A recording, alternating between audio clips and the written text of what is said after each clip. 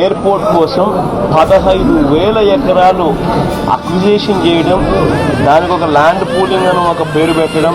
Bhogapuram airport చెప్పి airport ఎక్కడ ఏముంది, మొత్తం కూర్చొని భూముల్ని తీసుకొని మీ కబ్జాలో పెట్టుకోవడం తప్ప ఒక్క అభివృద్ధి లేదు.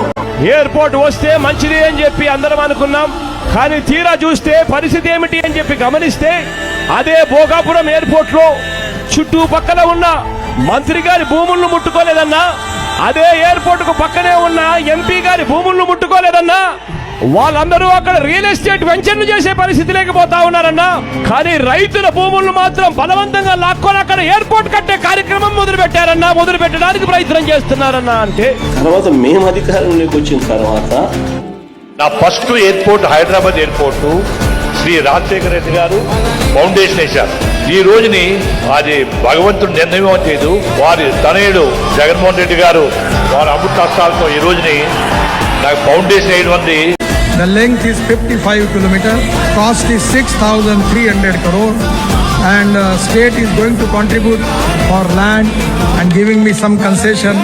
I already request the Chief Minister and the Chief Secretary.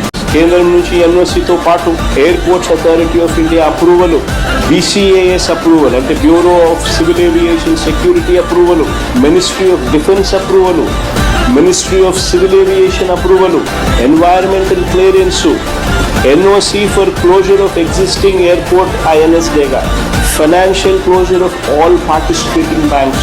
ఇవన్నీ కూడా మా హయాంలో జరిగాయి.